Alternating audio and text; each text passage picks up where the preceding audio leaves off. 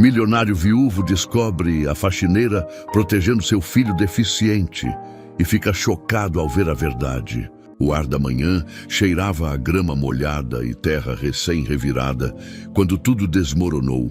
Joana ainda tinha as mãos encharcadas de água sanitária, as luvas amarelas pingando sobre o chão de pedra portuguesa do jardim.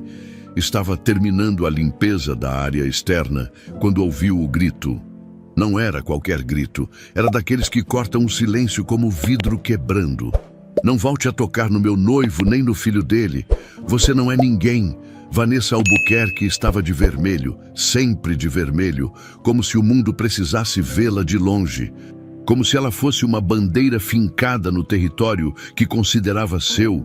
O vestido justo marcava cada curva do corpo esguio, o salto fino afundava na grama úmida e o dedo indicador, decorado com o anel de esmeraldas que Ricardo havia dado no noivado, apontava direto para o rosto de Joana. Mas Joana não recuou. Seus olhos foram direto para o menino. Pedro estava na cadeira de rodas, travado entre a mulher gritando e a empregada que supostamente não deveria existir. 9 anos nas costas e o peso do mundo nos ombros, as mãos pequenas agarravam os apoios da cadeira com tanta força que os nós dos dedos ficaram brancos.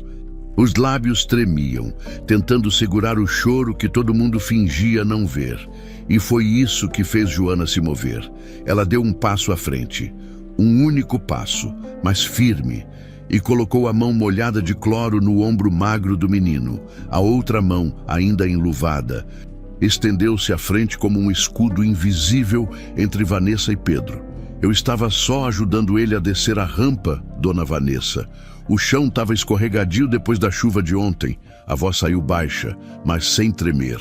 Joana aprendeu cedo que gritar não resolvia nada quando você não tinha poder.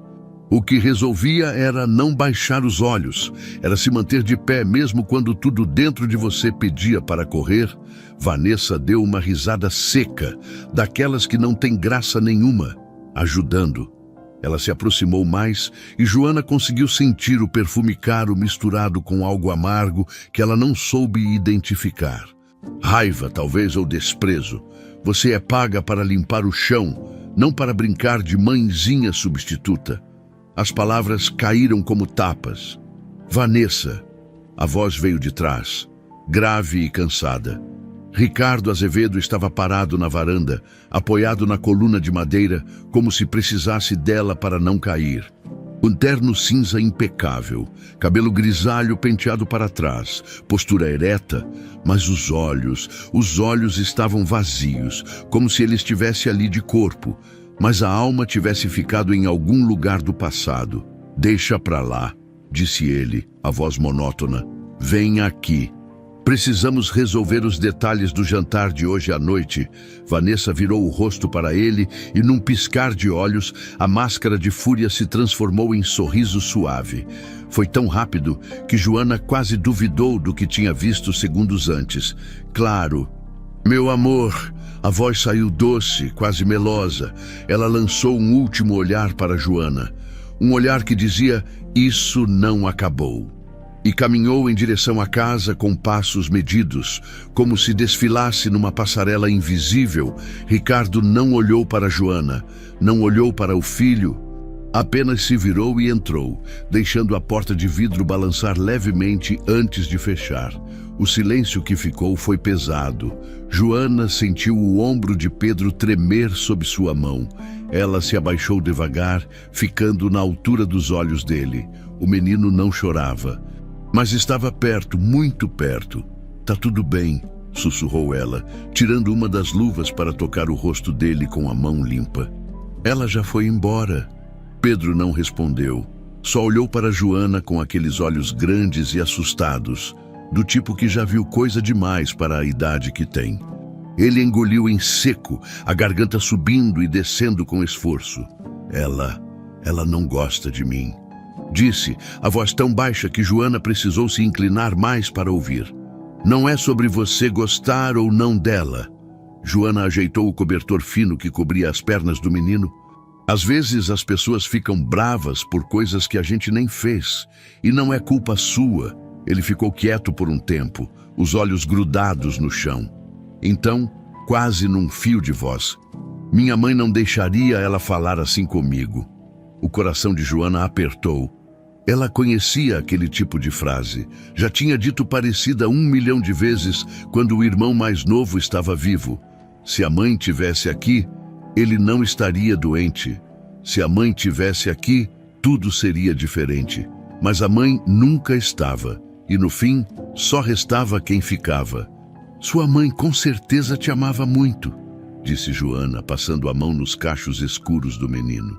"E eu tenho certeza que ela ia querer que você fosse forte, que você não deixasse ninguém te fazer sentir pequeno." Pedro levantou os olhos, e pela primeira vez naquela manhã, algo parecido com esperança apareceu ali. "Você acha? Eu tenho certeza." O barulho de passos se aproximando fez Joana se levantar rápido. Dona Carmen, a cozinheira, vinha pelo caminho de pedras com uma bandeja nas mãos. A mulher era baixa, rechonchuda, com o cabelo preso num coque apertado e o avental manchado de molho de tomate. "Joana, o almoço não vai se fazer sozinho. E o senhor Ricardo pediu para você limpar a biblioteca antes das 2. A voz de Carmen era firme, mas havia algo nos olhos dela. Um lampejo rápido de solidariedade, talvez, ou pena. Joana não tinha certeza. "Já vou, Dona Carmen." Ela deu um último aperto no ombro de Pedro e começou a se afastar, guardando as luvas no bolso do uniforme. "Joana." Ela parou e olhou para trás. Pedro estava com a mão levantada, como se quisesse dizer algo importante, mas as palavras não saíam. "Obrigado." Ele conseguiu dizer finalmente. Joana sorriu. Não era um sorriso grande, mas era verdadeiro. "De nada, Pedro." Enquanto caminhava de volta para dentro da casa, Joana sentiu o peso do olhar de alguém nas costas, virou discretamente a cabeça e viu Vanessa na janela do 2º andar, os braços cruzados, observando tudo com a expressão fria de quem acabava de identificar uma ameaça. E pela primeira vez, desde que começara a trabalhar na fazenda Santa Buganvilha, Joana teve medo, não por ela, mas por aquele menino frágil que ninguém parecia proteger direito, porque ela conhecia aquele olhar, já tinha visto antes, em gente que não hesitava em machucar quando algo, ou alguém, atrapalhava seus planos. E Pedro, ela percebeu com um frio na espinha, estava no caminho. Joana conhecia bem o sabor da invisibilidade. Tinha aprendido cedo, ainda menina em Ribeirão das Neves, quando a mãe saía de madrugada para trabalhar em 3 casas diferentes e voltava de noite com as costas doendo e os pés inchados. Tinha aprendido quando o irmão mais novo, Lucas, começou a definhar sem que ninguém soubesse dizer porquê. Doença rara, disseram. Tratamento caro, disseram. E então pararam de dizer qualquer coisa. Lucas morreu 2 dias depois de completar 7 anos. Joana tinha 17. Ela se lembrava de cada detalhe daquela noite, o cheiro de álcool do hospital público, a luz branca e fria do corredor. A enfermeira que mal olhou para ela quando disse: "Sinto muito, mas não deu."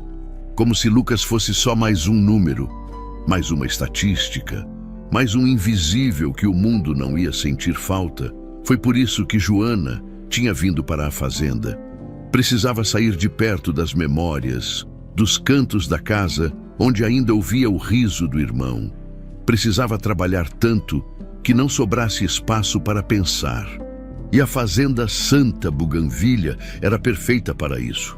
8 meses atrás, quando chegou com a mala surrada e o coração ainda sangrando, Joana achou que aquele lugar seria só mais um emprego, mais uma casa de gente rica, onde ela limparia o que eles sujavam, lavaria o que eles usavam, e no fim do mês receberia o salário e sumiria de novo para o quartinho alugado na cidade. Mas aí ela conheceu Pedro. No começo, o menino era só uma sombra que ela via de longe, sempre quieto, sempre sozinho, sempre naquela cadeira que rangia quando se movia. Os outros funcionários comentavam em sussurros: "Coitado, perdeu a mãe tão novo." Dizem que o acidente foi horrível. O pai nem olha direito para ele de tanta dor que sente. Joana não costumava se envolver. Tinha aprendido que empatia demais dói quando você não pode fazer nada. Mas algo em Pedro a puxava. Talvez fosse o jeito que ele mordia o lábio quando estava com medo. Talvez fosse a forma como seus olhos procuravam alguém. Qualquer um que ficasse perto por mais de 5 minutos. Ou talvez fosse porque ela via Lucas nele. A primeira vez que conversaram de verdade foi numa tarde de chuva. Pedro estava na sala de jogos, sozinho como sempre, tentando alcançar um livro na prateleira alta. A cadeira não chegava perto e ele esticava o braço até tremer de esforço. Joana entrou para limpar e viu a cena. Não disse nada, só pegou o livro e entregou a ele. Pedro olhou para ela com surpresa, como se não esperasse que alguém simplesmente ajudasse sem fazer perguntas ou comentários piedosos. "Obrigado", murmurou ele, segurando o livro contra o peito. "De nada." Joana voltou para a vassoura, mas sentiu o olhar dele grudado nela. "Você é nova aqui. Uns 6 meses já." Ela não parou de varrer. "Eu não tinha te visto antes. É porque ninguém vê quem limpa o chão." Não tinha amargura na voz dela. Era só um fato. Pedro ficou quieto por um tempo. Depois disse baixinho: "Eu vejo." E foi assim que começou, pequenas coisas. Joana levava água morna com mel quando ouvia Pedro tossir de noite, ajeitava o cobertor quando ele cochilava na varanda, perguntava se ele queria que ela lesse algo enquanto limpava o quarto.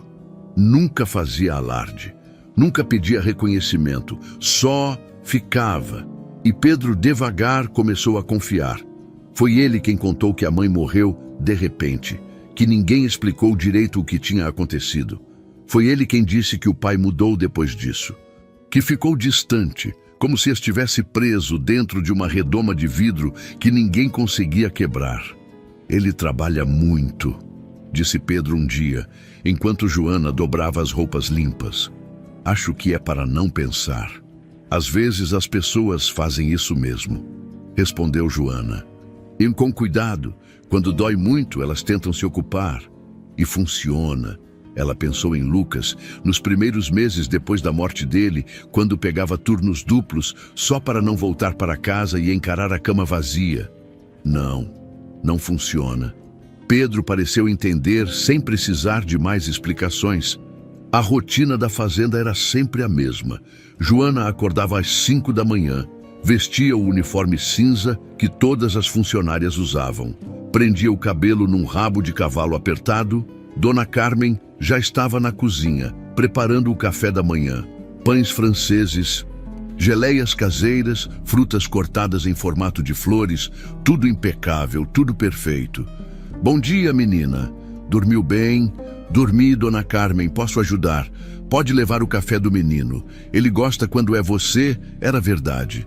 Pedro sempre comia melhor quando era Joana quem levava a bandeja. Ela subia as escadas de mármore, passava pelos quadros caros pendurados nas paredes, batia de leve na porta do quarto dele. "Pode entrar." Pedro já estava acordado, sentado na cama com um caderno no colo. Fechou rápido quando ela entrou, mas não rápido o suficiente. Joana viu os desenhos, traços infantis, mas carregados. Uma casa, uma mulher de cabelos longos, uma cadeira de rodas. Trouxe seu café. Ela colocou a bandeja na mesinha ao lado da cama. "Obrigado, Joana." Ela ia sair, mas então Pedro chamou de novo. "Joana?" "Sim. Você acha que desenhar ajuda quando a gente está triste?" Ela voltou e se sentou na beirada da cama, com cuidado para não invadir o espaço dele. "Acho que sim. Acho que às vezes a gente precisa botar para fora o que está preso dentro, do jeito que conseguir." Pedro olhou para o caderno fechado, os dedos pequenos acariciando a capa gasta. "Eu desenho coisas que eu lembro, ou que eu acho que lembro. Às vezes não sei se é memória de verdade ou se eu inventei." "E o que você desenha?" Ele hesitou, abriu a boca, fechou então num fio de voz. "Coisas ruins." Joana sentiu um aperto no peito. Não forçou, só colocou a mão sobre a dele, rápido, e apertou de leve. Tudo bem, você não precisa me contar se não quiser, mas eu tô aqui. Viu? Se precisar, os olhos de Pedro brilharam. Ele assentiu, engolindo em seco.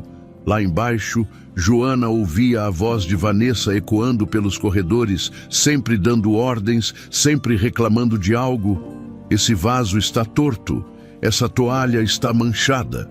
Por que ninguém nesta casa faz nada direito? Dona Carmen revirava os olhos toda vez. Mas não dizia nada, ninguém dizia. Vanessa era a noiva do patrão, a futura senhora da casa. Quem fosse contra ela estava fora. Ela é sempre assim.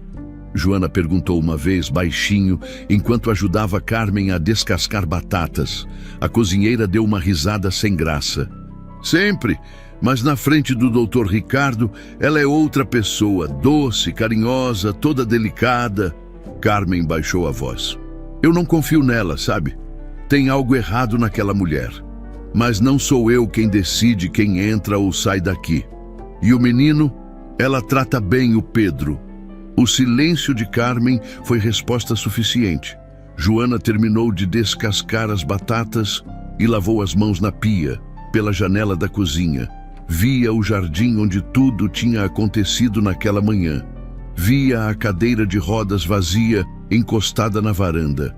Via Ricardo no escritório, falando ao telefone com a expressão cansada de sempre, e via Vanessa, parada na janela do segundo andar, olhando para baixo como uma rainha observando seu reino. Joana desviou o olhar, voltou para o trabalho, para a invisibilidade segura de quem só limpa, só serve, só obedece. Mas algo dentro dela tinha mudado, porque ela tinha visto o medo nos olhos de Pedro e conhecia medo de verdade quando via. Foi numa tarde de quinta-feira que Pedro mostrou o caderno de verdade. Joana estava limpando o quarto dele, passando o pano nas prateleiras cheias de livros que pareciam nunca ter sido abertos. Pedro ficava quieto na cadeira, perto da janela, olhando para o jardim lá embaixo. O silêncio era confortável. Não era daqueles que pesam. Era do tipo que duas pessoas que se entendem conseguem compartilhar sem desconforto. Joana, posso te mostrar uma coisa? Ela parou de limpar e virou para ele. Havia algo diferente na voz do menino, uma urgência contida, um medo misturado com necessidade. Claro, o que é? Pedro olhou para a porta, certificando-se de que estava fechada. Depois, com movimentos cuidadosos, levantou um pouco o corpo e enfiou a mão sob o assento acolchoado da cadeira de rodas. Tinha um bolso escondido ali, costurado na parte de baixo do estofamento. Ele puxou um caderno. Não era o mesmo que Joana tinha visto dias antes. Este era menor, mais gasto, com as bordas amassadas e manchas que pareciam de lágrimas antigas. Ninguém sabe disso, sussurrou Pedro, segurando o caderno contra o peito.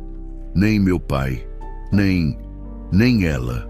Joana se aproximou devagar e se ajoelhou ao lado da cadeira, ficando na altura dos olhos dele.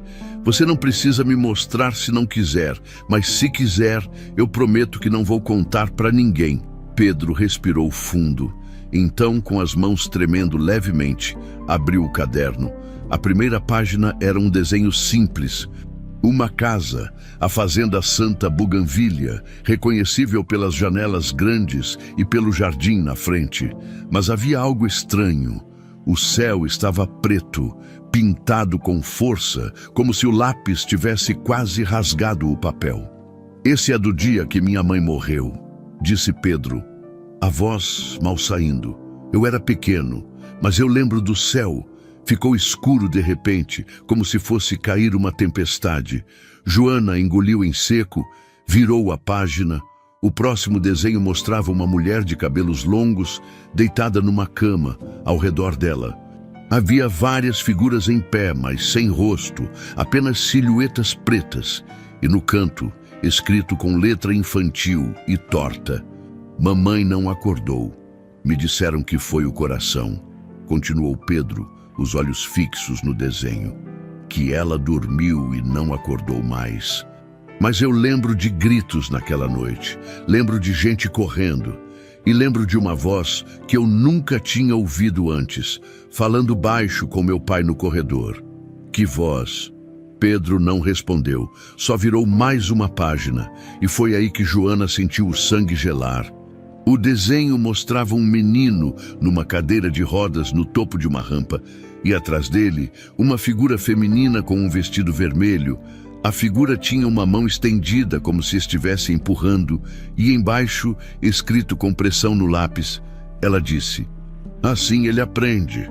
Joana ergueu os olhos para Pedro. O menino estava com as bochechas molhadas, mas não soluçava. As lágrimas apenas escorriam em silêncio, como se já tivessem aprendido a cair sem fazer barulho. "Foi ela", disse ele, a voz quebrando. "Foi a Vanessa. Ela me empurrou, eu lembro." "Pedro." Joana mal conseguia respirar. "Quando foi isso?" "Um ano e meio atrás, logo depois que ela apareceu." Ele limpou o rosto com as costas da mão. "Meu pai estava viajando. Ela ficou responsável por mim. Disse que eu precisava aprender a descer a rampa sozinho, que eu estava ficando muito dependente. E aí ela me levou até a rampa que dá para o porão, a que tem a descida mais íngreme. Disse que era para eu tentar descer. Eu falei que estava com medo." A voz dele falhou. Ela ficou brava, disse que eu era fraco igual minha mãe. E então ela me empurrou. Joana sentiu as unhas cravarem nas palmas das próprias mãos. "Você contou para alguém?" Pedro balançou a cabeça.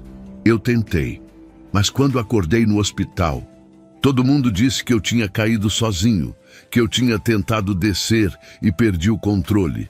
A Vanessa jurou que tinha me avisado para não ir por aquela rampa. E meu pai..." Ele soluçou. "Meu pai acreditou nela." Joana virou mais páginas. Havia outros desenhos. Uma enfermeira com uma seringa, um copo de leite com algo escuro flutuando dentro, uma mão com anel, o mesmo anel de esmeraldas que Vanessa usava, segurando um frasco pequeno. "Esses são de agora", explicou Pedro, a voz mais firme. "Das coisas que eu vejo quando ela acha que eu estou dormindo, ou quando ela pensa que eu não entendo." "Você vê ela fazendo o quê, Pedro?" Ele apontou para o desenho do copo de leite. "Ela coloca algo na minha bebida. Não sempre, mas às vezes, e depois eu fico tonto, ou com dor de cabeça, ou..." Ele olhou para as próprias pernas. "Ou mais fraco." Joana sentiu um frio subir pela espinha. Não era paranoia, não era imaginação de criança, era memória, era observação, era medo, baseado em experiência real. "Por que você não contou para o seu pai?" "Eu tentei." A voz de Pedro saiu mais alta. Desesperada, ele se controlou e continuou num sussurro. "Mas ela sempre está lá, sempre ouvindo, e quando eu falo alguma coisa, ela torce tudo. Faz parecer que eu estou inventando, que eu estou triste por causa da minha mãe e por isso fico imaginando coisas ruins. E seu pai acredita nela, sempre." Joana fechou os olhos por um segundo. Respirou fundo quando abriu, olhou direto para Pedro. "Eu acredito em você." As palavras saíram firmes, sem hesitação. Pedro piscou, como se não tivesse certeza de ter ouvido direito. "Não acredita?" "Acredito. Eu vi o jeito que ela olha para você. Eu vi como ela muda quando seu pai não está por perto, e eu sei reconhecer quando alguém está com medo de verdade." Joana segurou a mão dele. "Você não está inventando nada, e eu não vou deixar ela te machucar." Mas você é só..." Pedro parou, percebendo o que ia dizer. "Só uma empregada." Joana sorriu, mas era um sorriso triste. "É verdade, eu sou. Mas às vezes quem salva não é quem tem poder, é quem se importa de verdade." Pedro apertou a mão dela de volta, como se estivesse se agarrando a uma boia no meio do oceano. "Você promete que não vai embora?" "Prometo." Eles ficaram assim por um tempo. Joana ajoelhada no chão, Pedro na cadeira, os dois segurando um segredo que ninguém mais acreditava. Então, um barulho no corredor. Passos, salto alto batendo no piso de madeira. Pedro arrancou o caderno das mãos de Joana e o escondeu de volta sob o assento da cadeira num movimento rápido, praticado. Joana se levantou e voltou para a prateleira, pegando o pano de limpeza como se nunca tivesse parado. A porta se abriu sem bater. Vanessa entrou.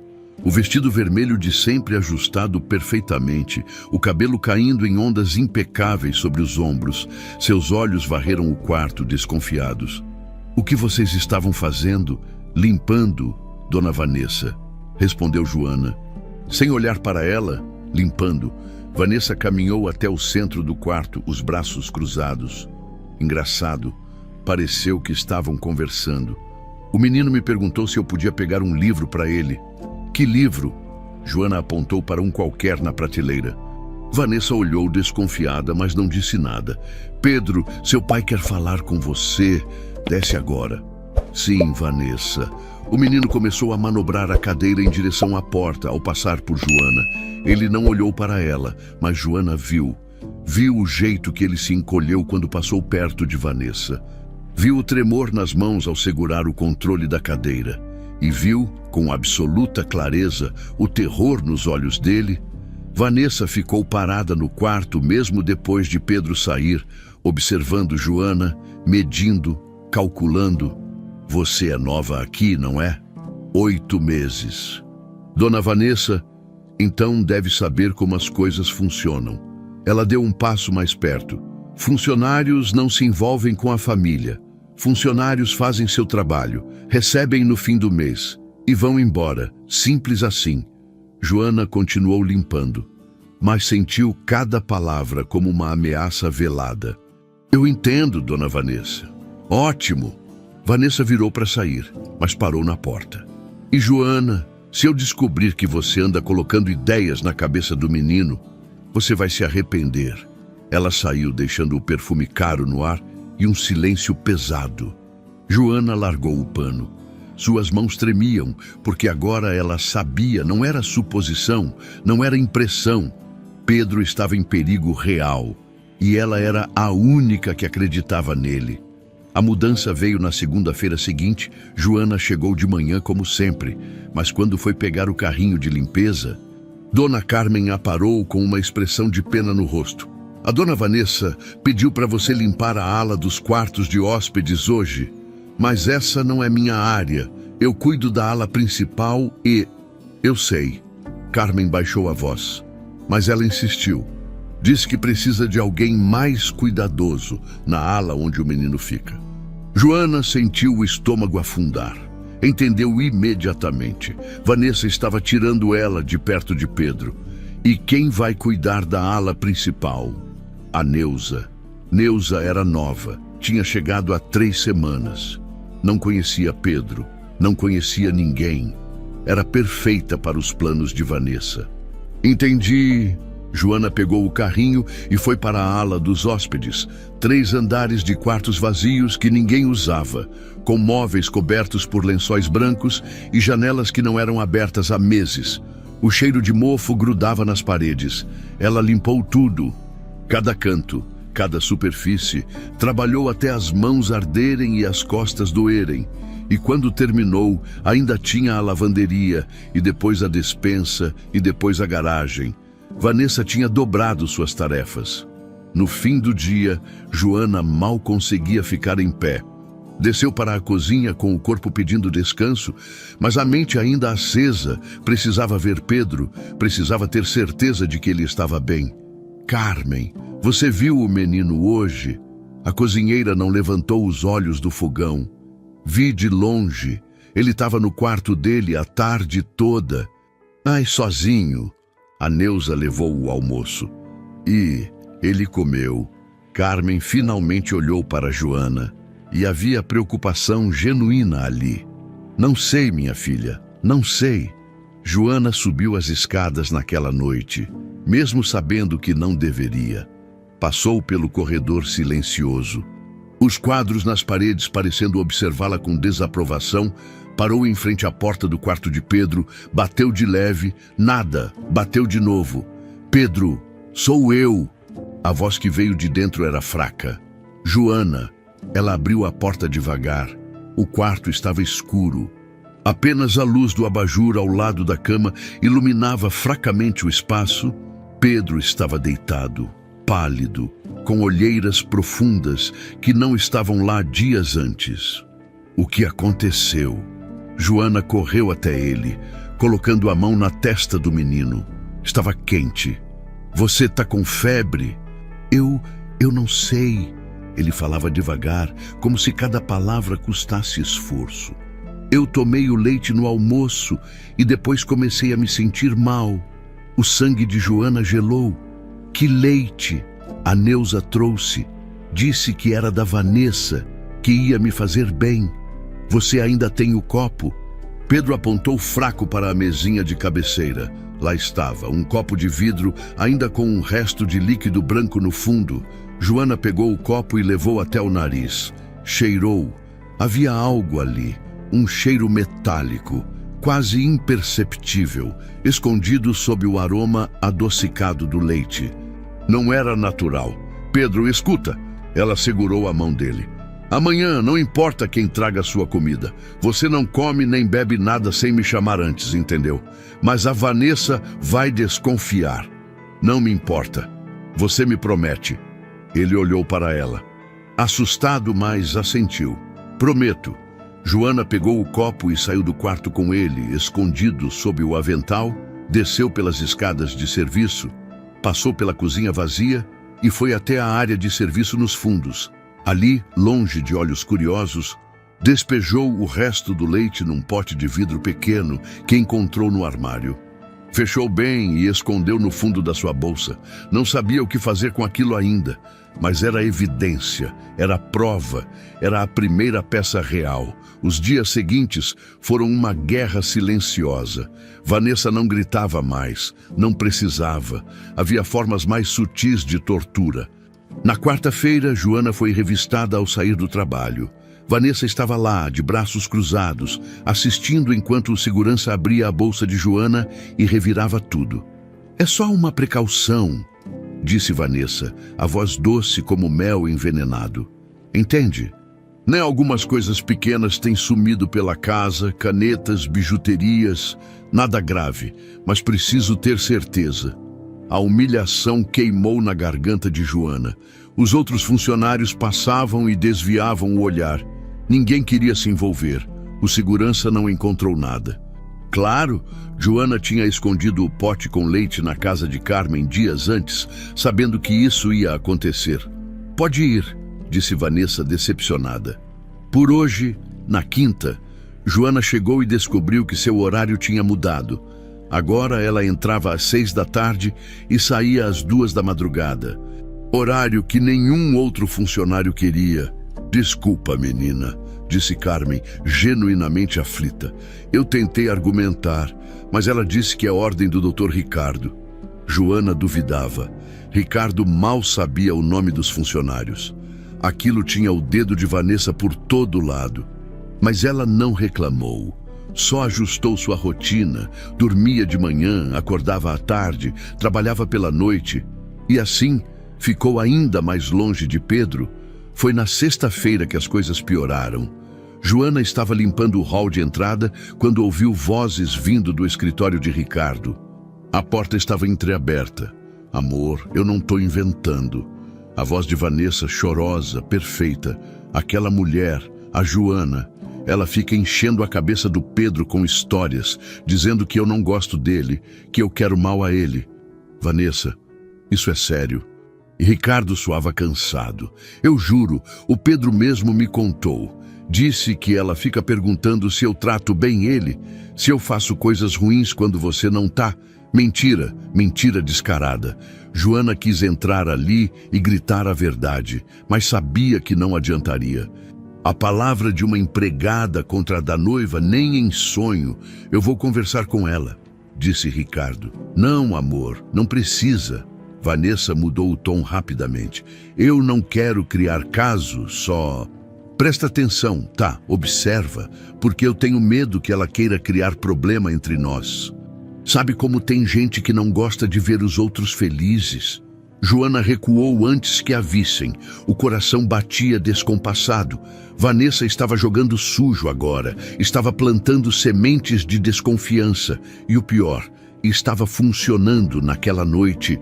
Joana finalmente conseguiu ver Pedro.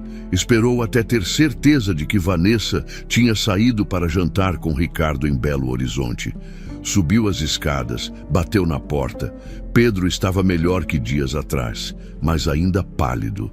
"Eu estava com saudade", disse ele. E a voz soou tão pequena que Joana sentiu vontade de chorar. "Eu também. Desculpa não ter conseguido vir antes. Eu sei. A Vanessa tá fazendo de propósito, né?" "Tá." Não adiantava mentir. "Mas eu continuo aqui. E eu não vou desistir de você." Pedro olhou para ela, os olhos grandes e assustados. "Joana, eu encontrei uma coisa." "O quê?" Ele pegou um papel amassado debaixo do travesseiro. Era uma folha de receituário médico, rasgada, mas ainda legível. "Achei no lixo do banheiro da Vanessa. Ela deve ter esquecido de jogar fora direito." Joana pegou o papel. Era uma receita em nome de Pedro, mas as dosagens estavam erradas, muito erradas. O remédio era para dormir, mas a quantidade prescrita era a tripla do recomendado para uma criança. E embaixo, uma assinatura ilegível, não era do médico da família. "Pedro, isso é importante, muito importante. O que a gente faz?" Joana dobrou o papel e guardou no bolso. "Eu vou descobrir quem assinou isso e vou provar que ela tá te machucando de propósito." "Mas e se ela descobrir que você sabe?" "Deixa ela descobrir." Joana falou com uma coragem que não sentia completamente, mas precisava que Pedro tivesse esperança. Precisava que ele aguentasse mais um pouco, porque agora ela tinha provas concretas. O leite, a receita, os desenhos. Faltava apenas uma coisa: alguém que acreditasse nela. E esse alguém, ela sabia, teria que ser Ricardo. Mesmo que ele não quisesse ouvir, mesmo que doesse, mesmo que significasse o fim do mundo perfeito que ele construiu em cima de mentiras, porque se ela não fizesse nada agora, Pedro não teria muito mais tempo. E Joana não ia falhar de novo, não como tinha falhado com Lucas. Desta vez, ela ia lutar até o fim. Joana gastou quase metade do salário do mês para mandar analisar o líquido do pote. Conhecia um laboratório pequeno em Ribeirão das Neves, de um técnico que tinha ajudado quando Lucas estava doente. Ele não fez perguntas, só pediu 3 dias. Foram os 3 dias mais longos da vida dela. Durante esse tempo, Joana observava tudo. Cada movimento de Vanessa, cada refeição de Pedro, cada mudança na rotina da casa, e encontrou mais coisas na terça-feira, enquanto limpava o escritório de Ricardo, quando ele tinha viajado para Belo Horizonte. Joana vasculhou a lixeira, no fundo, embaixo de papéis amassados de trabalho. Encontrou um envelope rasgado. Era de uma clínica em Lagoa Santa, da Renata Carvalho, médica particular. Dentro, um recibo de consulta em nome de Pedro, mas datado de um dia em que ela tinha certeza que Pedro não tinha saído da fazenda. Joana tirou foto com o celular velho e guardou o envelope no fundo da bolsa. Na quarta, enquanto recolhia as toalhas para lavar, encontrou algo estranho no banheiro da suíte de Vanessa, dentro de um nécessaire de couro fino, escondido entre frascos de perfume caros. Havia um vidro pequeno sem rótulo, líquido transparente. Joana destampou e cheirou. O mesmo cheiro metálico do leite. Seu coração disparou, tirou o frasco, guardou no bolso do uniforme e colocou outro vidro vazio no lugar. Se Vanessa percebesse, saberia que estava sendo investigada, mas era um risco que precisava correr. Naquela mesma noite, Joana ouviu vozes. Estava descendo as escadas de serviço quando percebeu luz acesa no escritório. Eram quase 11 da noite. Ricardo já tinha voltado da viagem e estava no quarto. Quem estaria lá? Aproximou-se devagar. Os passos silenciosos no corredor escuro. A porta estava entreaberta e através da fresta viu Vanessa ao telefone. "Eu sei que está demorando mais do que o planejado." A voz era baixa, irritada. Mas ele é mais resistente do que eu pensava. Silêncio. Ela escutava alguém do outro lado. Não pode ser de uma vez. Chamaria a atenção, precisa parecer natural. Doença, fraqueza progressiva. Pausa. Se adoecer de novo, melhor ainda. Aí a gente aumenta a dose e ninguém desconfia. Joana sentiu o sangue gelar. Gravou mentalmente cada palavra.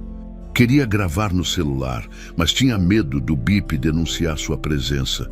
Quanto você quer? Vanessa suspirou. Tá bom, mas depois disso, você não aparece mais, entendeu? Não quero rastros. Pausa mais longa. O casamento vai ser em 2 meses. Depois disso, eu assumo tudo.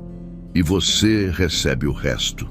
Joana recuou devagar, o coração batendo tão forte que tinha medo que Vanessa ouvisse. Subiu as escadas em silêncio, trancou-se no quarto e anotou tudo num caderno velho. Data, hora, palavras exatas que tinha ouvido. Era um cúmplice. Vanessa não estava agindo sozinha. Na quinta-feira, o resultado do laboratório chegou. Joana foi buscar pessoalmente, no horário de almoço, pegando 2 ônibus até Ribeirão das Neves. O técnico a recebeu com expressão grave. Joana, onde você arranjou isso? Ele mostrou o papel com os resultados. Por quê? Porque tem midazolam aqui. É um sedativo forte, usado em hospitais para procedimentos, em doses altas. Pode causar parada respiratória, especialmente em crianças. As pernas de Joana quase falharam. Segurou na bancada para não cair. Tem certeza, absoluta. E olha, a concentração tá alta demais para ser acidental. Alguém colocou isso de propósito. Joana pegou o papel com mãos trêmulas, agradeceu e saiu, no ônibus de volta. Leu e releu o resultado. Era a prova concreta, prova científica. Não era mais só intuição ou desenhos de criança. Mas ainda não era suficiente, porque precisava provar que tinha sido Vanessa. E precisava de mais evidências para que Ricardo não pudesse negar, para que a polícia não pudesse ignorar. Quando voltou à fazenda, encontrou Dona Carmen na cozinha, o rosto preocupado. Joana, graças a Deus você voltou. O menino passou mal de novo. O coração dela despencou. Como assim? Depois do almoço, tomou o suco que a Neuza levou e começou a sentir tontura. Tá deitado agora? Joana largou tudo e subiu correndo. Pedro estava no quarto, pálido, com olheiras que não estavam lá pela manhã. Joana! A voz dele saiu fraca. Eu tô aqui. Ela segurou a mão dele. O que você comeu hoje? Só o almoço e o suco. Ele fechou os olhos, mas o suco estava com gosto esquisito, meio amargo. Você ainda tem o copo? Pedro apontou para a mesinha. Lá estava, com um resto de suco de laranja no fundo. Joana pegou o copo com cuidado, usando a barra da camisa para não deixar impressões digitais. Guardou num saco plástico que tinha no bolso. Pedro, escuta. Ela se abaixou, olhando nos olhos dele. De agora em diante, você não come nem bebe nada que eu não veja antes. Entendeu? Nada. Mas a Vanessa vai... Não me importa. Sua vida vale mais que qualquer coisa que ela possa fazer comigo. Pedro assentiu fraco e fechou os olhos. Naquela noite, Joana não conseguiu dormir. Ficou deitada na cama estreita, olhando para o teto, juntando as peças, o leite envenenado, a receita falsa, o frasco sem rótulo, a conversa telefônica, o suco com gosto amargo, os desenhos de Pedro, mostrando memórias que ninguém acreditava. E então lembrou de algo que Ricardo tinha comentado casualmente semanas atrás, durante o jantar. Engraçado como o Pedro só começou a ter essas crises depois que a Vanessa veio morar aqui. Vanessa tinha se mudado para a fazenda 1 ano e meio atrás. Logo depois do acidente de Pedro na rampa, e se não tinha sido acidente, Joana se levantou, acendeu a luz e começou a montar uma linha do tempo no caderno. 3 anos atrás, Lúcia morre de parada cardíaca súbita. 1 ano e meio atrás, Vanessa aparece na vida de Ricardo. Semanas depois, Pedro cai da rampa e fica paraplégico. Um ano atrás, Vanessa se muda para a fazenda. Desde então, Pedro tem crises frequentes. Sempre piora quando está sozinho com Vanessa ou quando consome algo que ela ofereceu. Não era coincidência. Era um plano de longo prazo para eliminar Pedro e ficar com Ricardo. E com a fortuna dele, e talvez Lúcia tivesse descoberto, Joana lembrou da carta que Ricardo tinha mostrado nas fotos do armário de Vanessa. A carta incompleta de Lúcia. Preciso te contar algo urgente, tenho medo. A Vanessa não é quem você pensa. Se Lúcia tinha descoberto e se tinha tentado avisar Ricardo, Vanessa tinha razão para eliminá-la também. Na sexta-feira de manhã, Joana tomou uma decisão. Precisava falar com Ricardo. Mas não podia ser de qualquer jeito. Precisava de todas as provas juntas. Precisava de um momento em que ele estivesse sozinho, longe de Vanessa, capaz de ouvir sem interferência. E precisava ser logo, porque o tempo de Pedro estava acabando. Foi até a área de serviço e ligou para o celular de Ricardo. Ele atendeu no terceiro toque. Alô, senhor Ricardo, é a Joana, desculpa incomodar. Não incomoda, o que foi? Eu preciso falar com o senhor sobre o Pedro. É urgente. Houve uma pausa. Tá acontecendo algo. Sim, mas não posso falar por telefone. O senhor pode me encontrar amanhã longe da fazenda. Joana, você tá me assustando. Eu sei. E desculpa, mas por favor, confie em mim. É sobre a segurança do seu filho. Silêncio mais longo então. Amanhã, 10 da manhã, tem uma cafeteria na saída de Nova Lima, perto do posto de gasolina. Eu te encontro lá. Obrigada, senhor. Ela desligou e respirou fundo. Tinha 24 horas para organizar tudo, para ter certeza de que não esqueceria nada, porque essa seria sua única chance se Ricardo não acreditasse. Ela perderia o emprego, perderia a credibilidade e, pior, perderia qualquer chance de proteger Pedro. Mas se ele acreditasse, talvez ainda desse tempo de salvar o menino. Naquela noite, Joana rezou. Não rezava havia anos, desde a morte de Lucas. Mas rezou, pediu força, pediu clareza, pediu que Ricardo finalmente enxergasse. E pediu que Pedro aguentasse só mais um pouco. O telefone de Joana tocou às 3 da madrugada. Ela acordou com o coração disparado, tateando no escuro, até encontrar o aparelho velho na mesinha de cabeceira. Número desconhecido. Alô, Joana. Era Dona Carmen, a voz trêmula, assustada. Você precisa vir agora. O que aconteceu? É o menino. A ambulância está levando ele para o hospital. Foi uma crise feia. Joana já estava de pé, procurando a roupa às cegas. Qual hospital? Santa Casa em Nova Lima, Joana. Tá muito feio.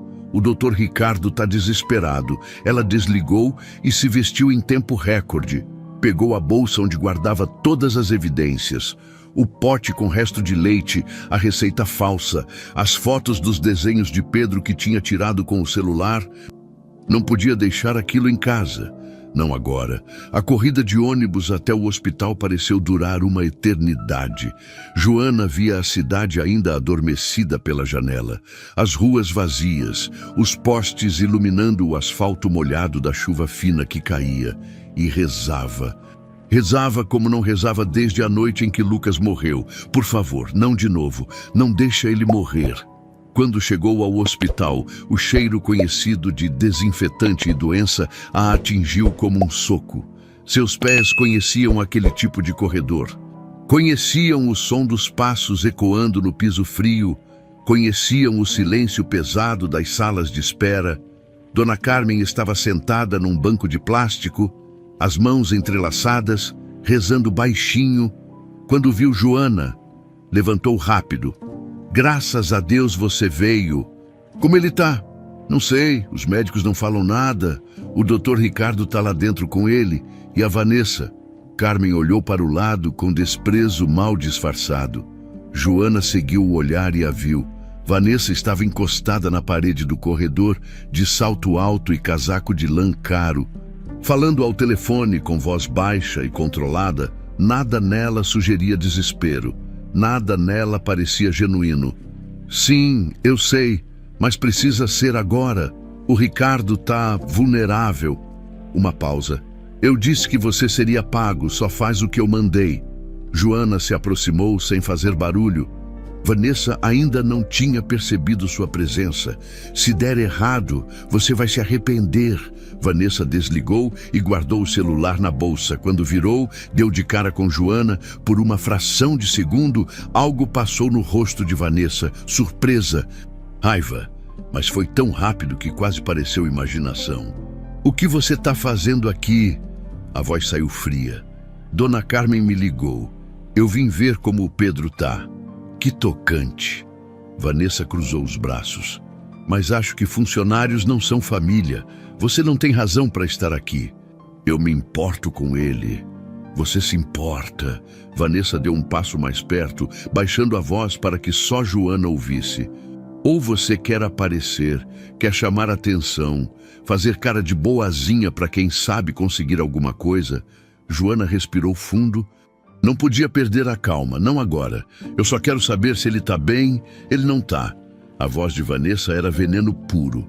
Ele tá muito mal. E sabe por quê? Porque é uma criança fraca, problemática. Desde que a mãe morreu, só dá trabalho. E agora, ela não terminou a frase, não precisava. A insinuação estava clara. Naquele momento, a porta do quarto se abriu. Um médico saiu, tirando a máscara cirúrgica, a expressão grave. Ricardo veio logo atrás, o rosto pálido, os olhos vermelhos. Doutor, e por favor, a voz de Ricardo estava quebrada. Me diz que ele vai ficar bem. O médico suspirou. Senhor Azevedo, o quadro é delicado. Seu filho teve uma parada respiratória. Conseguimos reverter, mas ele está sedado agora. Precisa de observação intensiva. Mas ele vai sobreviver. O médico hesitou. E naquela hesitação, Joana viu a resposta que ninguém queria ouvir.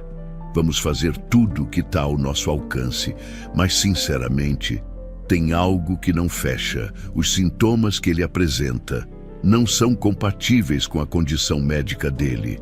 É como se... Como se o quê? Ricardo agarrou o braço do médico. Como se ele tivesse sido exposto a alguma substância, algo que afetou o sistema nervoso. O mundo parou. Vanessa se adiantou imediatamente, colocando a mão no ombro de Ricardo, a expressão perfeita de preocupação. Meu Deus, doutor, o senhor acha que pode ter sido algo que ele comeu ou bebeu? É possível. Vamos fazer exames toxicológicos completos. Façam tudo. Ricardo parecia à beira de um colapso. Eu não me importo com o custo, só salvem meu filho. O médico assentiu e voltou para o quarto. Ricardo se apoiou na parede, cobrindo o rosto com as mãos.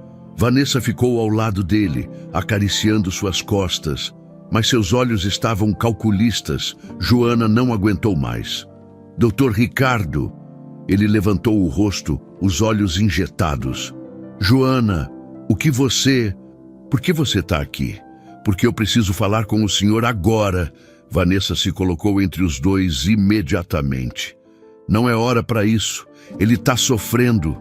É exatamente por isso que precisa ser agora. Joana tirou a bolsa do ombro e a abriu. Porque o Pedro não tem mais tempo.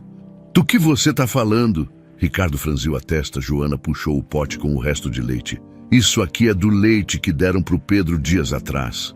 Tem um cheiro estranho, metálico. Não é normal. Vanessa deu uma risada sem graça. Você está brincando, né? Guardou leite velho e agora quer. Isso. Joana ignorou Vanessa e mostrou a receita rasgada. É uma receita em nome do Pedro, com dosagem tripla de sedativo, assinada por um médico que não é o dele. Ricardo pegou o papel com mãos trêmulas. Leu, releu. Onde você conseguiu isso? No lixo do banheiro da Vanessa? Mentira! Vanessa gritou, perdendo a compostura. Ela está inventando.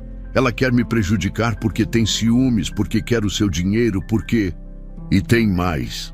Joana puxou o celular e mostrou as fotos dos desenhos de Pedro. Esses desenhos o Pedro fez, mostrando o dia do acidente, mostrando a pessoa que empurrou ele. Ricardo olhou para a tela e viu. Viu o vestido vermelho, viu o anel, viu a mão empurrando. Seu rosto perdeu toda a cor. Vanessa. A voz saiu rouca. O que é isso? É mentira! Vanessa estava desesperada agora. Ela manipulou o menino, ela botou essas ideias na cabeça dele. Você não vai acreditar numa empregada qualquer contra mim, vai. Ela também estava no telefone agora há pouco. Joana não parou. Falando com alguém, dizendo que você está vulnerável, que precisa ser feito agora. Ricardo virou para Vanessa e pela primeira vez havia dúvida em seus olhos. Isso é verdade. Claro que não. Eu estava falando com minha mãe. Vanessa tentou pegar o braço dele, mas ele recuou. Me mostra o celular. O quê? O celular, Vanessa, me mostra. O silêncio foi ensurdecedor. Vanessa olhou para Ricardo, para Joana, para Carmen, que observava tudo de longe. Calculou, pesou as opções e então fez o que qualquer pessoa encurralada faria. Atacou. Você está me acusando, depois de tudo que eu fiz por você, por essa família. Ela chorou. Lágrimas perfeitas escorrendo pelo rosto impecável. Eu larguei minha vida para te ajudar com aquele menino problemático. E agora você acredita numa empregada que claramente tem problemas mentais. Mas Ricardo não estava olhando para ela. Estava olhando para a receita, para as fotos, para o pote de leite. Eu quero que você vá embora. O quê? Vai embora, Vanessa. Agora. Ricardo, você não pode. Vai embora. O grito ecoou pelo corredor. Enfermeiras pararam, pacientes olharam. Vanessa ficou paralisada, a máscara finalmente caindo. E então ela sorriu. Um sorriso frio, perigoso. Você vai se arrepender disso. Ela pegou a bolsa, ajeitou o cabelo e saiu pelo corredor com passos firmes. Deixando o perfume caro e uma ameaça no ar, Ricardo desabou no banco. Joana se sentou ao lado, sem dizer nada. Depois de um longo silêncio, ele sussurrou. Eu quase perdi meu filho por cegueira, por orgulho. Ainda dá tempo, disse Joana. Baixinho. Ele ainda está vivo. Ricardo olhou para ela, os olhos cheios de lágrimas que finalmente podiam cair. Obrigado. Obrigado por não desistir dele. Joana não respondeu. Só ficou ali, porque era isso que se fazia. Você ficava, mesmo quando o mundo desmoronava, mesmo quando doía, mesmo quando ninguém acreditava. Você ficava. As próximas horas foram um borrão de médicos, enfermeiras e exames. Joana ficou na sala de espera com Dona Carmen, enquanto Ricardo permanecia ao lado de Pedro. O menino ainda estava sedado.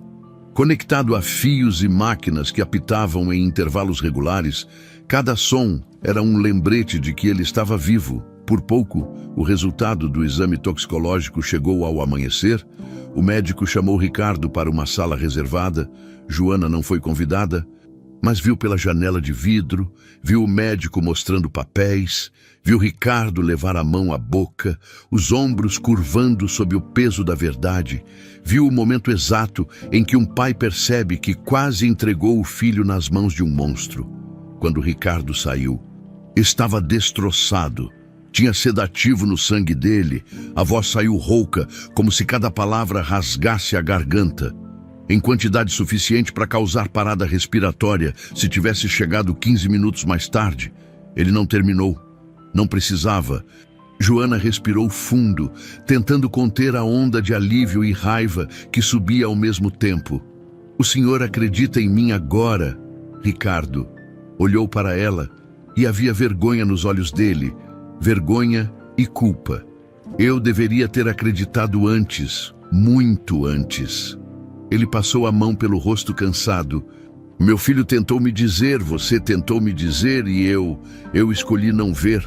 O importante é que agora o senhor vê. Eu preciso das provas. Ricardo endireitou os ombros, a voz ficando mais firme. Tudo que você tem, o leite, a receita, os desenhos. Eu vou chamar a polícia, vou acabar com isso de uma vez. Joana tirou tudo da bolsa e entregou a ele. Ricardo olhou cada item com uma mistura de horror e determinação crescente. Tem mais uma coisa, disse Joana hesitante. O senhor tem alguma gaveta ou armário que a Vanessa mantém trancado? Algo que ela não deixa ninguém mexer. Ricardo franziu a testa. Tem um armário no closet dela, sempre trancado. Ela disse que era só para coisas pessoais, documentos importantes. Por quê? Porque pessoas que escondem mentiras pequenas geralmente escondem mentiras grandes também. Ricardo sacou o celular e fez uma ligação rápida. Alfredo, preciso que você vá até a fazenda agora. Pegue um chaveiro e abra o armário do closet da Vanessa, tira foto de tudo que tiver lá dentro e me manda. Uma pausa. Não é pedido, é ordem. E se ela aparecer, você não deixa ela entrar, chama a polícia se precisar. Ele desligou e olhou para Joana. Agora a gente espera. Mas não precisaram esperar muito. Vanessa apareceu no hospital 1 hora depois. Entrou como um furacão vermelho, os saltos batendo forte no chão. O rosto uma máscara de indignação. Onde ele está? Ela olhou ao redor, os olhos procurando Ricardo. Ricardo, onde você está? Ele saiu do quarto de Pedro e ficou parado no corredor. Joana e Carmen se levantaram, tensas. Vanessa, a voz dele era gelo. Eu pedi para você ir embora.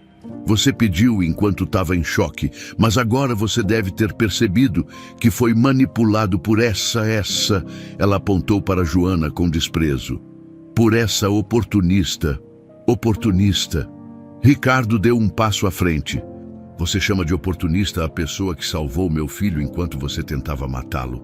Eu não fiz nada, Vanessa gritou, e a voz ecoou pelo corredor. Pacientes e enfermeiras pararam para olhar. Você está delirando. Essa mulher te envenenou contra mim. Ricardo puxou o celular do bolso e mostrou a tela. Então me explica isso. Eram fotos, dezenas delas, do armário secreto de Vanessa.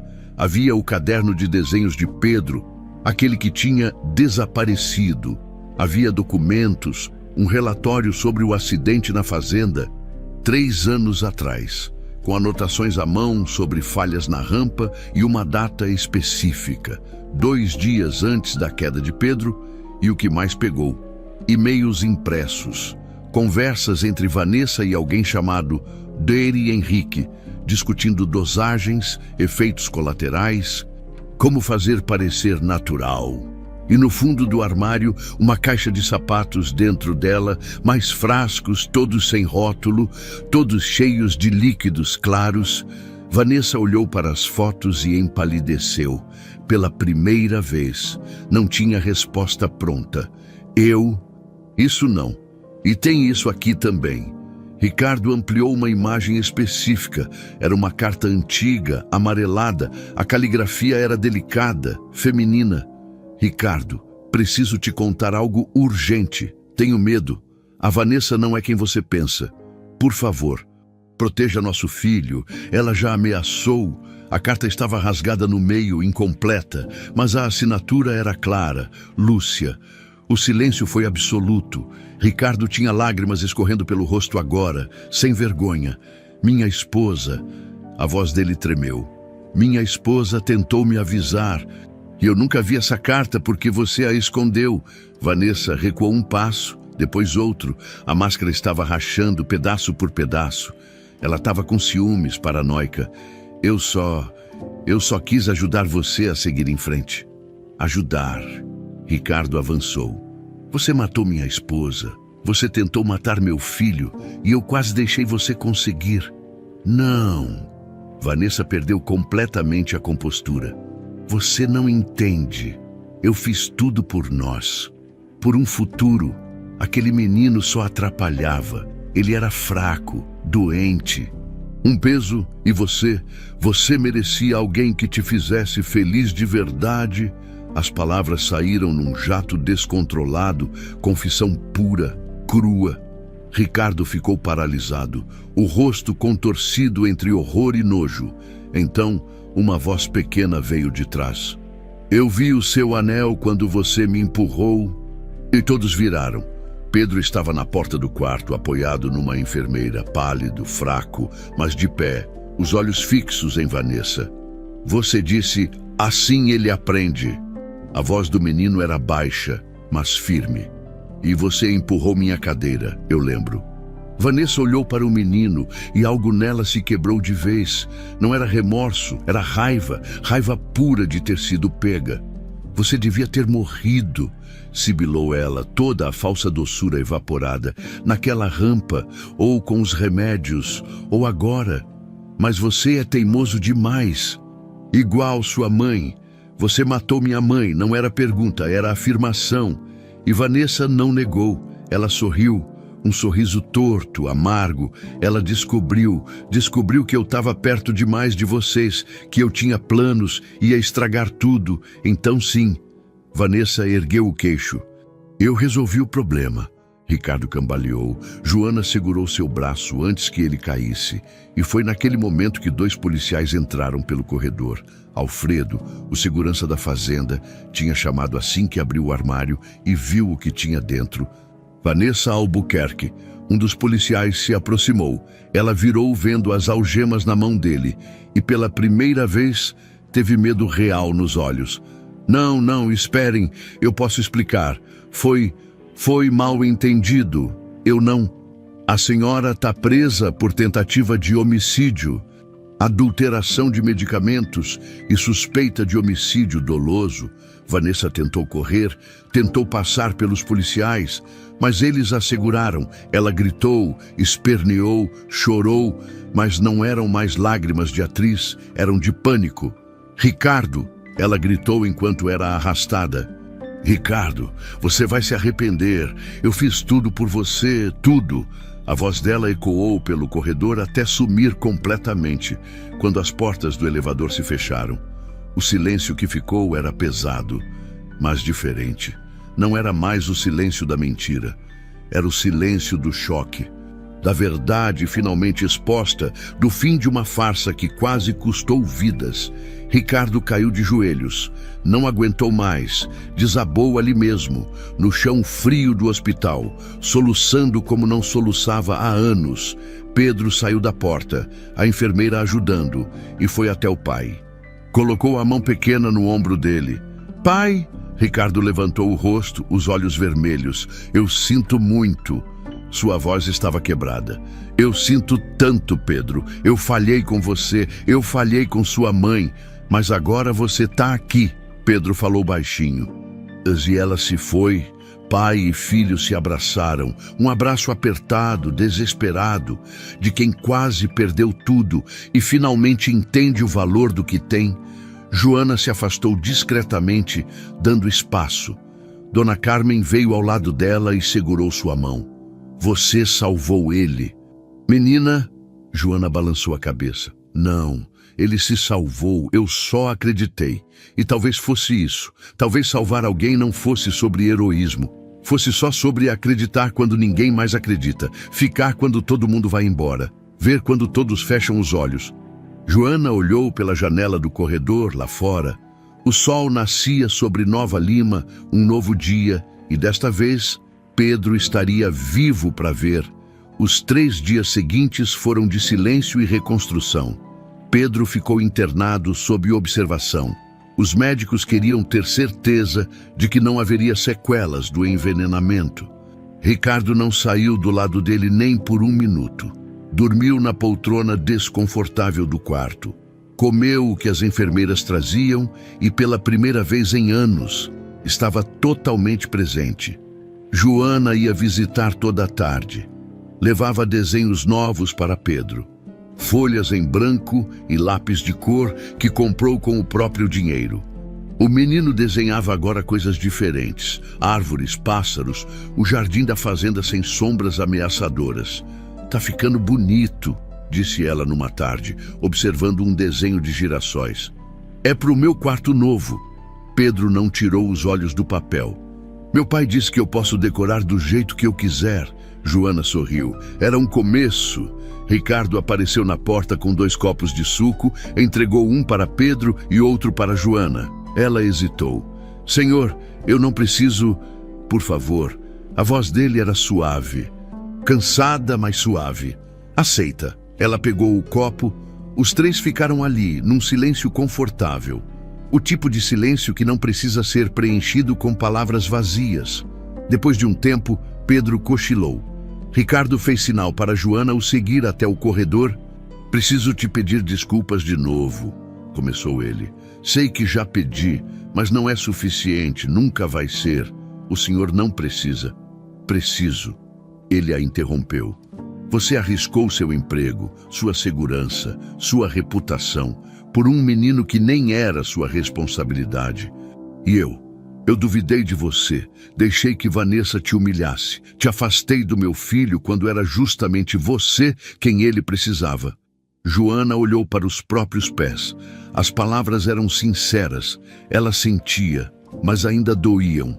Eu só fiz o que qualquer pessoa deveria fazer. Mas ninguém mais fez. Ricardo encostou na parede, o peso do mundo nos ombros.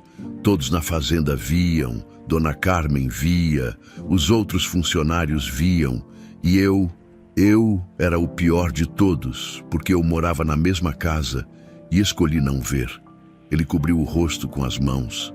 Minha esposa, Lúcia, ela tentou me avisar e eu não escutei. Achei que ela estava com ciúmes, que estava exagerando. Vanessa era tão convincente, tão perfeita, e eu estava tão perdido na minha própria dor que preferi acreditar na mentira bonita do que encarar a verdade feia. O senhor estava sofrendo. Pessoas sofrendo fazem escolhas ruins às vezes. Isso não é desculpa. Ricardo levantou o rosto. Os olhos estavam vermelhos, mas secos. Não havia mais lágrimas, só determinação. Mas eu vou consertar. Vou fazer tudo diferente agora. Joana assentiu. Acreditava nele. Naquela noite, a polícia veio ao hospital para mais depoimentos. Joana contou tudo de novo. Cada detalhe, cada evidência, cada momento de medo. O delegado anotava tudo com expressão grave. A senhora foi muito corajosa. Dona Joana, muita gente não teria feito o que a senhora fez. Eu só não podia ficar parada. Bom, a boa notícia é que temos bastante material. O delegado fechou o caderno. As provas são sólidas. O depoimento do menino, os exames toxicológicos, os frascos encontrados no armário, os e-mails com o tal DR Henrique. E conseguimos localizá-lo, por sinal? Localizaram. Ricardo se levantou da cadeira. Sim, ele era ex-namorado da Vanessa, médico com registro cassado por má conduta. Ela o convenceu a fornecer os remédios e as receitas falsas. Ele já está preso também e confessou tudo. Ricardo fechou os olhos, absorvendo a informação. E sobre minha esposa, sobre a Lúcia, vocês vão investigar. O delegado assentiu. Sério. Já reabrimos o caso. Oficialmente, ela morreu de parada cardíaca. Mas considerando tudo que descobrimos, há fortes indícios de que foi envenenamento também. Vamos exumar o corpo para análise toxicológica. As palavras caíram como pedras. Ricardo cambaleou um pouco. Joana segurou seu braço. Vai dar tudo certo, sussurrou ela. Ele não respondeu. Só respirou fundo e assentiu. 2 dias depois, Pedro teve alta. A volta para casa foi estranha. A fazenda Santa Buganvilha parecia diferente, maior, mais vazia, como se a ausência de Vanessa tivesse deixado um buraco que o luxo não conseguia preencher. Dona Carmen preparou o prato preferido de Pedro, frango com quiabo e angu. O menino comeu devagar, mas comeu tudo. Ricardo ficou ao lado dele o tempo todo, cortando a carne em pedaços pequenos, perguntando se estava bom, se ele queria mais. Eram gestos simples, mas significavam tudo. Depois do jantar, Ricardo pediu para Joana ir até o escritório. Ela entrou receosa. O cômodo era imenso, com estantes de livros, uma mesa de mogno enorme e janelas que davam para o jardim iluminado. Ricardo estava de pé, olhando lá para fora. Senta, por favor. Joana se sentou na poltrona de couro, ele virou e foi direto ao ponto. Eu quero te oferecer um cargo, senhor. Não como faxineira, como cuidadora oficial do Pedro, com salário justo, registro em carteira. Tudo certinho e... Ele hesitou. E se você quiser voltar a estudar, eu pago, curso técnico, faculdade, o que você quiser. Joana ficou sem palavras. Abriu a boca, fechou, não sabia o que dizer. Eu não estou fazendo isso por pena, continuou Ricardo, nem por culpa. Estou fazendo porque você é a única pessoa que meu filho confia de verdade. E porque você merece muito mais do que eu posso oferecer, na verdade. Joana respirou fundo. Eu aceito, mas com uma condição. Qual? Que o senhor continue presente. Que não volte a se esconder no trabalho, porque o Pedro não precisa só de mim. Ele precisa do pai dele. Ricardo sorriu. Um sorriso pequeno, mas verdadeiro. Pode deixar. Eu aprendi a lição. Eles apertaram as mãos, um acordo. Mas mais que isso, um recomeço. Naquela noite, Joana foi até o quarto de Pedro para se despedir. Ele estava deitado, olhando para o teto. Não consegue dormir. Não muito. Ele virou a cabeça para ela. Fico pensando, será que minha mãe está orgulhosa de mim? Por ter sido forte? Joana sentou na beirada da cama. Tenho certeza que sim. Você foi o menino mais corajoso que eu conheci. Eu tive medo. Muito medo. Coragem não é não ter medo. É ter medo e fazer o que precisa ser feito mesmo assim. E você fez isso. Você me mostrou os desenhos.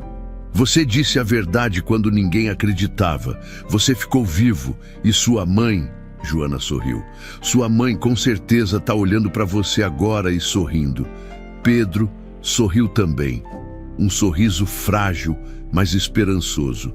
E você vai ficar. Não vou embora. Prometo, para sempre. Joana riu baixinho. Pelo tempo que você precisar de mim. Pedro se aconchegou no travesseiro, os olhos finalmente pesando. Boa noite, Joana. Boa noite, Pedro. Ela apagou a luz e saiu, fechando a porta devagar, no corredor. Encontrou Ricardo. Ele também estava saindo do próprio quarto, provavelmente para checar o filho uma última vez, antes de dormir.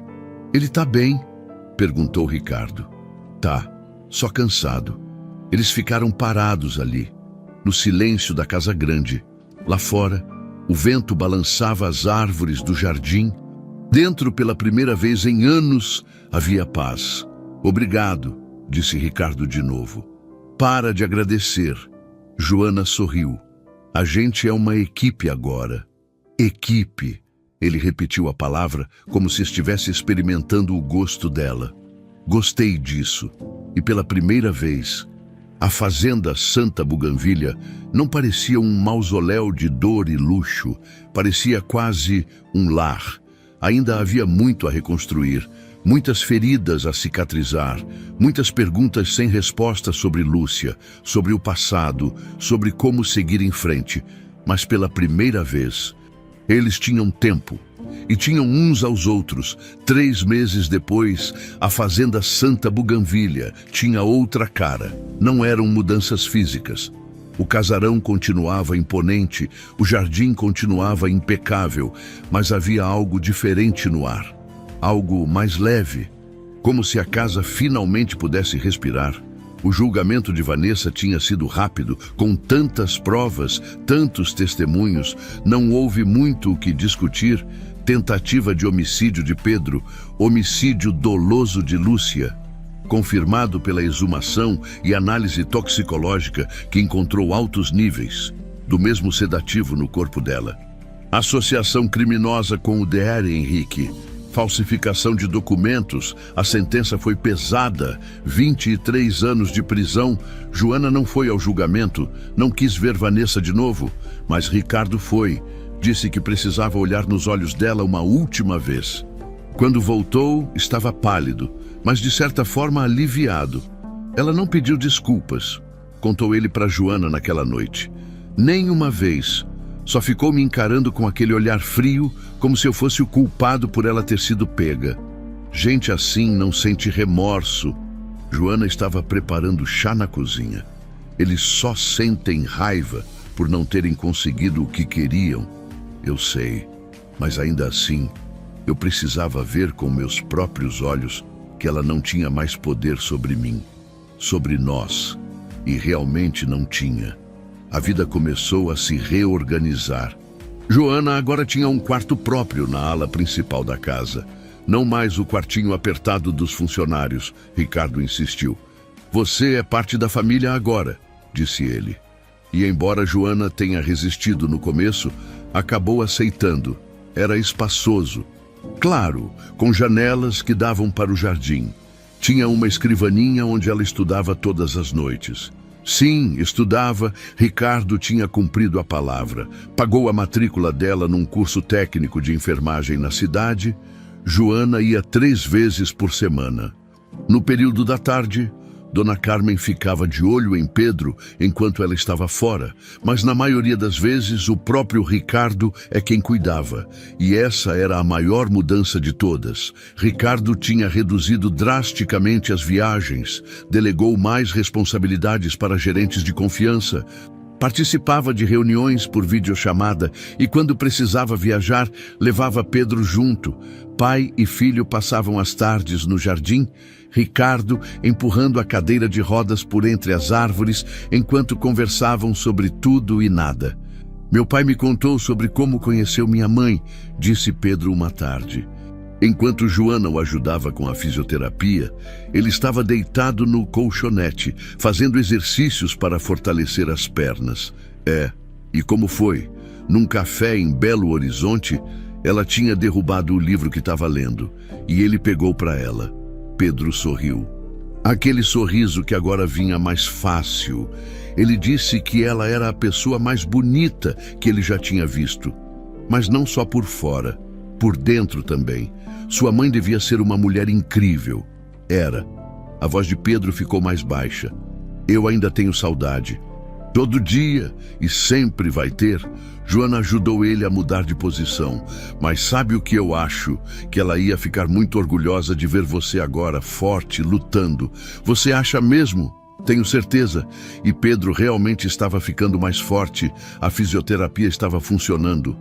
O médico novo, um profissional competente que Ricardo escolheu pessoalmente, sem influência de ninguém, disse que havia chance real de Pedro voltar a andar com auxílio de muletas ou andador. Não seria rápido, não seria fac, mas era possível. E Pedro estava determinado. Eu quero andar no meu aniversário, disse ele uma noite durante o jantar. Nem que seja só alguns passos, mas eu quero. Ricardo olhou para o filho, os olhos brilhando. A gente vai conseguir juntos. As refeições agora eram assim, os 3 sentados à mesa. Ricardo. Pedro e Joana, Dona Carmen servia, mas às vezes sentava também. Vocês não são patrões, dizia ela, são família. E de certa forma eram. A história tinha vazado para a imprensa, claro. Empregada heróica salva criança de madrasta envenenadora. As manchetes eram sensacionalistas, exageradas. Jornalistas tentaram entrevistar Joana várias vezes. Ela recusou todas. Eu não fiz nada de extraordinário, disse ela para Ricardo quando ele perguntou se ela queria falar com a imprensa. Eu só fiz o que era certo. Exatamente por isso que é extraordinário. Ricardo sorriu. Porque tão pouca gente faz. Mas a repercussão trouxe coisas boas também. Outras famílias da região começaram a prestar mais atenção em quem contratavam, em quem tinha acesso às suas crianças. Hospitais implementaram protocolos mais rigorosos para identificar sinais de envenenamento em casos suspeitos. E organizações de proteção infantil começaram campanhas sobre como reconhecer abuso que vem de dentro de casa. Uma advogada ligou para Ricardo oferecendo ajuda para criar um fundo de proteção para crianças em situação de vulnerabilidade. Ele aceitou na hora, chamou o fundo de Lúcia Azevedo, Memória e Proteção. Vai ser o legado dela, disse ele para Joana. Uma forma de fazer com que a morte dela não tenha sido em vão. Pedro abraçou o pai quando soube, e pela primeira vez desde a morte da mãe. Chorou sem vergonha. Chorou de saudade, de dor, mas também de esperança. Numa manhã de sábado, Pedro pediu para ir até o quarto que era da mãe. Ricardo tinha trancado a porta depois que Lúcia morreu. Não conseguia entrar ali. Mas agora, com o filho ao lado e Joana logo atrás, ele abriu. O quarto estava intocado, a cama feita, as roupas ainda no armário, fotos nas paredes. Era como se Lúcia fosse voltar a qualquer momento. Pedro rolou a cadeira até a cômoda e pegou uma foto emoldurada. Era dele, bebê, no colo da mãe. Lúcia sorria para a câmera, os olhos cheios de amor. Ela era linda, sussurrou Pedro. Era, concordou Ricardo, a voz embargada. E você é igualzinho a ela. Eles ficaram ali por um tempo, os três, num silêncio respeitoso. Não era um silêncio triste, era um silêncio de memória. De honra depois, Pedro pediu algo que surpreendeu a todos. Pai, podemos transformar esse quarto num lugar de memória, tipo um espaço onde a gente possa vir lembrar dela, mas sem ficar preso no passado. Ricardo olhou para o filho admirado. Você tem certeza? Tenho. Acho que a mamãe ia querer que a gente vivesse de verdade, não só existisse. Ricardo abraçou o filho com força, os ombros tremendo.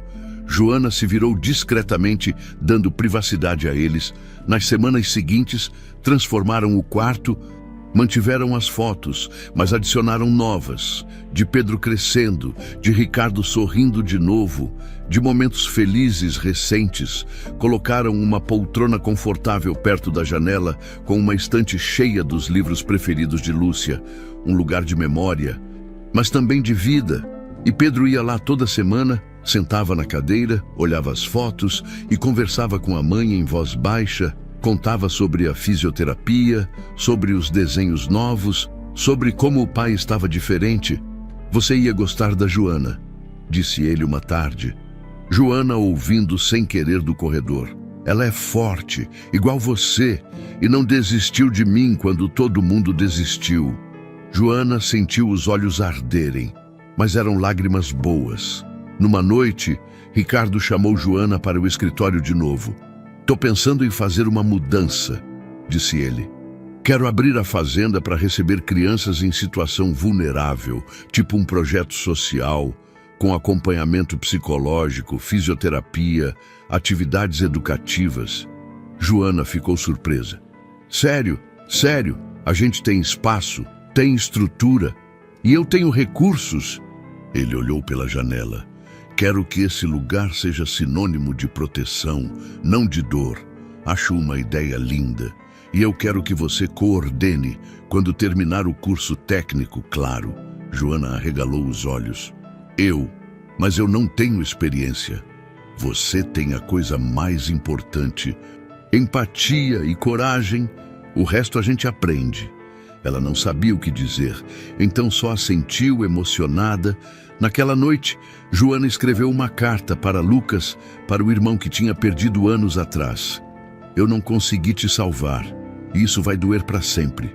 Mas eu salvei alguém, e vou tentar salvar mais, não porque isso apaga a dor, mas porque é o que você ia querer. É o que a gente faz quando ama. A gente fica, a gente luta, a gente não desiste. Ela dobrou a carta e guardou. Um dia, talvez, mostraria para Pedro. Para que ele soubesse que todo herói tem uma ferida, e que é a ferida que nos ensina a cuidar. 6 meses depois, numa tarde de sábado ensolarada, aconteceu o milagre. Pedro deu seus primeiros passos. Não foram muitos, apenas 5. Apoiado nas barras paralelas da sala de fisioterapia que Ricardo tinha montado na fazenda, mas foram 5 passos de pura determinação, de luta, de recusa em desistir. Joana estava lá, Ricardo também, e Dona Carmen, que tinha largado a panela no fogo para correr e ver. Quando Pedro completou o 5º passo e se segurou na barra com as 2 mãos, tremendo de esforço, mas sorrindo, todos explodiram em aplausos. Eu consegui! Pedro gritou, os olhos brilhando. Pai, você viu? Eu consegui! Ricardo estava chorando sem vergonha, as mãos cobrindo a boca. Vi, filho, vi tudo. Você foi incrível. Joana se aproximou e abraçou Pedro com cuidado, sem tirar as mãos dele das barras.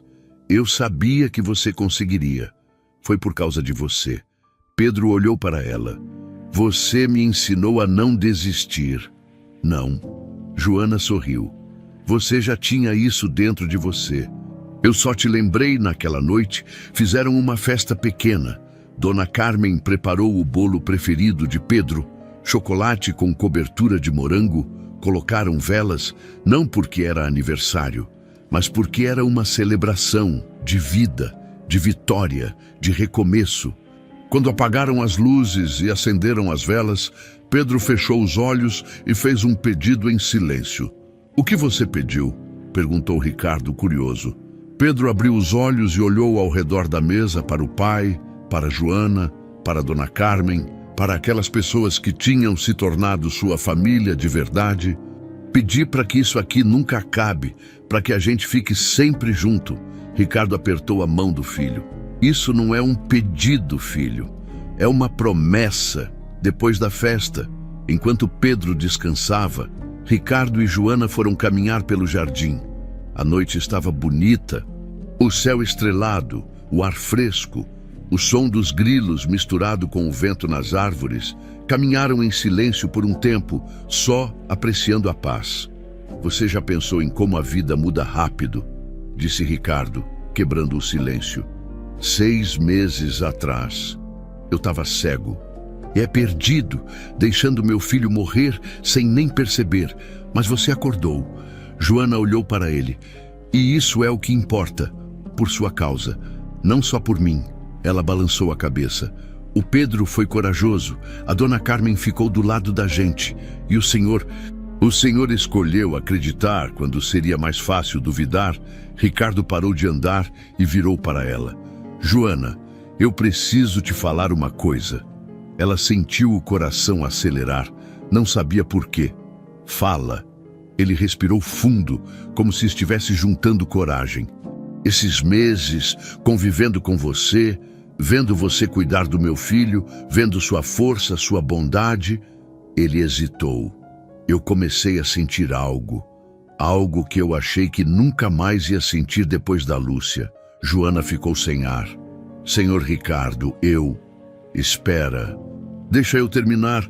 Ele levantou a mão. Eu não estou dizendo isso para te pressionar, nem para criar expectativa. Eu sei que você não tem obrigação de sentir nada por mim, mas eu precisava ser honesto, porque se tem uma coisa que eu aprendi nesses últimos meses, é que mentira e silêncio matam. E eu não quero mais viver assim. Joana olhou para ele, para aquele homem que tinha sido cego, mas agora enxergava, que tinha sido distante, mas agora estava presente, que tinha sido fraco, mas agora era forte, e percebeu que ela também sentia. Não era igual ao que sentia pelo irmão, nem igual ao que sentia por Pedro, era diferente, era algo novo, assustador, mas real. Eu também sinto, sussurrou ela, mas eu tenho medo. Medo de quê? De estragar, de não ser suficiente, de... Ela olhou para as próprias mãos, calejadas de tanto trabalho, de não pertencer a esse mundo. Ricardo segurou as mãos dela com cuidado. Você pertence onde você escolhe pertencer, e esse mundo... Ele olhou ao redor, para a fazenda, para o casarão. Esse mundo não vale nada sem gente de verdade dentro dele. E você é a pessoa mais verdadeira que eu já conheci. Joana sentiu os olhos arderem. E o Pedro, como ele vai reagir? O Pedro te ama. Ricardo sorriu. Acho que ele já te vê como mãe há meses. Só não tinha coragem de dizer. Eu não quero substituir a Lúcia. Nunca. E você não vai. Ele apertou as mãos dela. Ninguém substitui ninguém, mas a gente pode construir algo novo, algo nosso, no tempo certo, do jeito certo. Joana assentiu devagar, as lágrimas escorrendo livres agora. No tempo certo, eles ficaram ali, De mãos dadas, sob as estrelas, não se beijaram. Não era a hora ainda, mas era um começo honesto, construído sobre verdade, não sobre mentiras bonitas. No dia seguinte, Pedro deu a Joana um presente. Era um desenho, mas diferente de todos os outros. Mostrava um menino de pé, não mais na cadeira de rodas, mas em pé, apoiado por duas mãos, uma mão grande e forte, com uma aliança de ouro no dedo, a de Ricardo, e outra mão menor, com luvas amarelas, a de Joana, embaixo, escrito com capricho: Minha família. Joana segurou o desenho contra o peito e chorou. Chorou por tudo que tinha perdido, por tudo que tinha encontrado, por tudo que ainda estava por vir. Você gostou? Pedro perguntou ansioso. Eu amei. Ela se abaixou e o abraçou. É o presente mais lindo que eu já ganhei. Semanas depois, a fazenda recebeu as primeiras crianças do projeto social. Eram 5, todas com histórias difíceis, algumas órfãs, outras de famílias desestruturadas, todas precisando de um lugar seguro para se reconstruir. Joana coordenava tudo, com a ajuda de uma equipe pequena, mas dedicada, psicólogos, fisioterapeutas, educadores. Ricardo tinha investido pesado, mas com critério. Queria qualidade, não quantidade, e funcionava. As crianças corriam pelo jardim, riam, desenhavam, aprendiam que nem todo adulto machucava, que nem toda casa escondia perigo, que era possível confiar de novo. Pedro se tornou uma espécie de irmão mais velho para elas. Contava sua história quando elas tinham medo.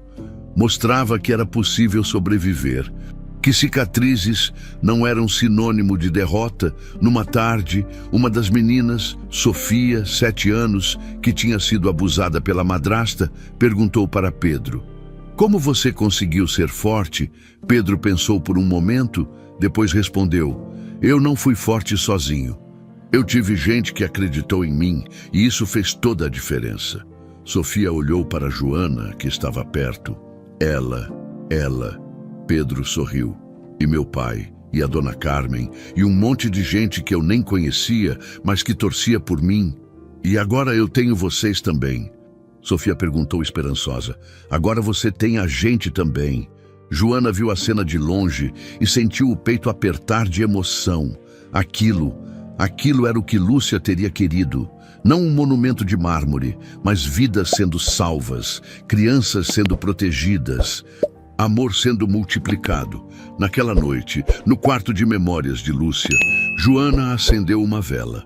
Obrigada, sussurrou para a foto da mulher que nunca tinha conhecido pessoalmente, mas que sentia como se conhecesse.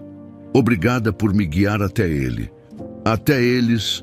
E embora fosse impossível, Joana jurou que viu o sorriso de Lúcia na foto ficar um pouco mais brilhante do lado de fora. Ricardo observava pela janela entreaberta. Não entrou, não interrompeu, só observou a mulher que tinha salvado sua família. Conversando com a mulher que tinha sido seu primeiro amor, e entendeu finalmente a mensagem que Lúcia tinha tentado deixar naquela carta incompleta. Proteja nosso filho, ame de novo, viva de verdade.